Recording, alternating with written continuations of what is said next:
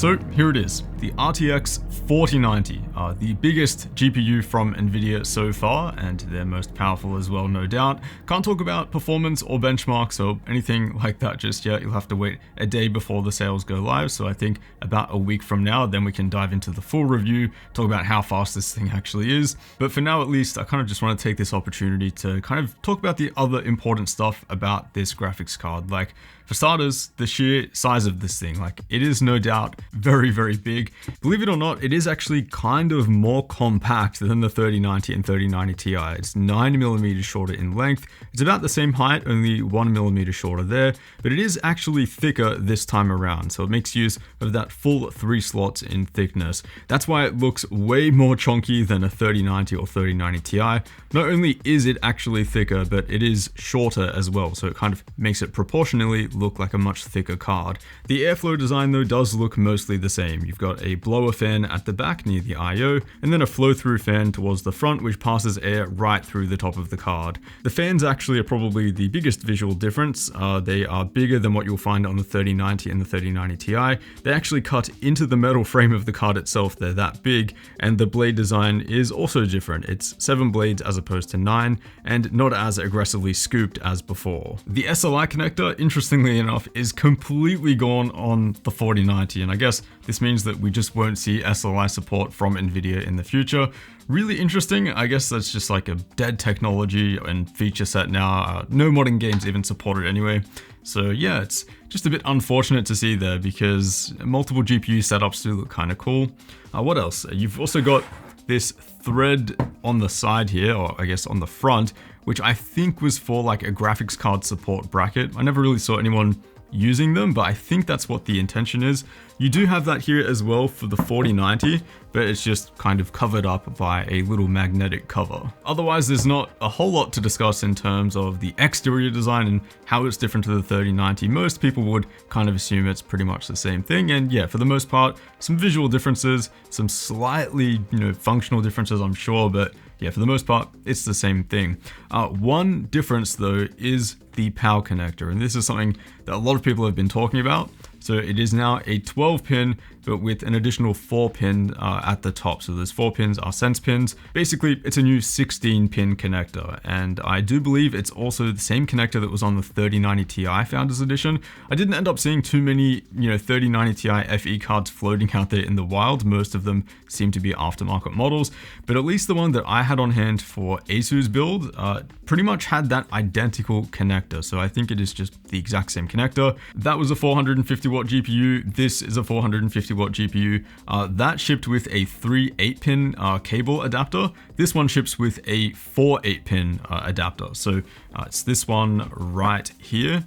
So you've got this massive bulky adapter, which enjoy using that with your brand shiny new 4090. And no one wants to use these things, but I mean, what else are you going to do? You can't really have 4 8-pin connectors on the side of the GPU. That's just going to look really weird. There are plenty of power supplies coming out now with a PCIe 5.0 cable. So it's essentially a single cable that runs from the power supply directly to the GPU, and that can power the 450 watts of the 4090 no problem. Honestly, that is what I would recommend. So yeah, if you're keen on the 4090 and you also need a power supply upgrade anyway, then yeah, definitely consider one of those new models. But yeah, look, otherwise, if you want to use this quadruple 8-pin adapter, feel free. I think it's like ridiculous at this point. Look at this thing. It's so crazy. 4 8-pins going into a single cable. Anyway, if you want to use this, it's totally fine. It's totally safe. Just make sure what you're plugging into at the other end is sensible, right? Don't use like some eBay or Walmart power supply. Make sure it's like a proper branded unit with like decent components and a decent rating. Yeah, it's a 450 watt GPU. Don't go plugging some like random thing on the other end because you probably will regret it. I also think it's weird that the power connector on the 4090 just exits straight out the front of the card, whereas at least on the 3090 was angled.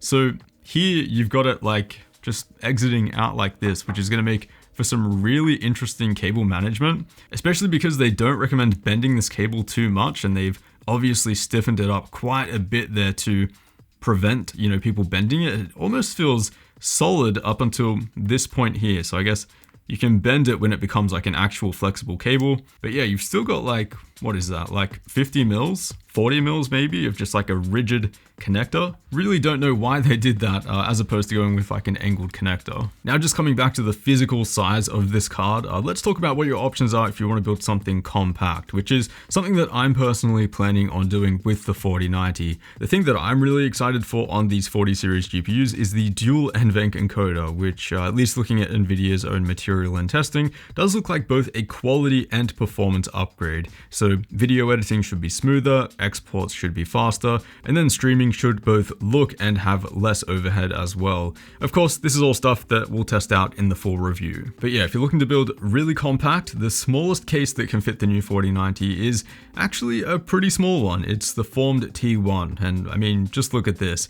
Really snug fit. Some of you might remember when I did a 3090 build in this case, which just wasn't supposed to work, but somehow that card actually fit and the temps were pretty reasonable as well. Since the 4090 is shorter in length than the 3090, it actually has an easier job fitting in this case, believe it or not. But of course, there are some other challenges here as well. The heat load and power requirements of this GPU are quite a big bump from the 3090. The TDP here is 100 watts more. So although it fits pretty easily actually, powering and cooling this thing in this form factor is going to be a serious challenge. One case that would be pretty viable though would be the NR200P Max. Again, I've thrown a 3090 FE in there and it was no problem at all. That case does come with an 850 watt power supply too, so it'll be interesting to see if that has any issues. But what I'm considering building for myself is a custom loop build in the Meshlicious, something very similar to the one that I've built previously. That build would also be able to accommodate the new SFX-L power supplies, which have the new 16-pin cable as well.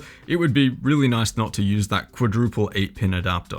So that's probably the route I'll go, either that or a mid-tower build similar to the PC that I built for ASU. Unfortunately though, my Ncase M1 build just simply won't fit the 4090, unless some board partners come out with those really compact reference PCBs and water blocks, which I'm currently running on my 3090. It won't be possible otherwise. It goes without saying, of course, though, you know, the cooling requirements and the power requirements, a mid-tower is just the way to go for most people, unless you're just like an ITX fanatic or you require that portability, or you're someone like me who enjoys ITX water cooling, for example, and that's probably something that you'll want to explore.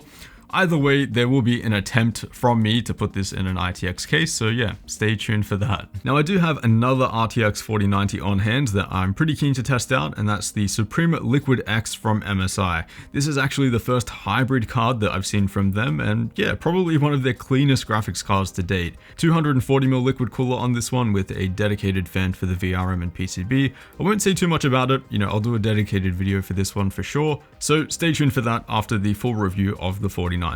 Otherwise though, that's pretty much all we can talk about for now. Technically this was just like an unboxing embargo, but I wanted to discuss just a little bit more, especially addressing some of the questions that I've been getting about ITX and power supply requirements and, you know, what my plans are. Hopefully, yeah, you guys found this entertaining enough. Anyway, huge thanks for watching. Stay tuned for the full review, of course. I'll see you all in the next one.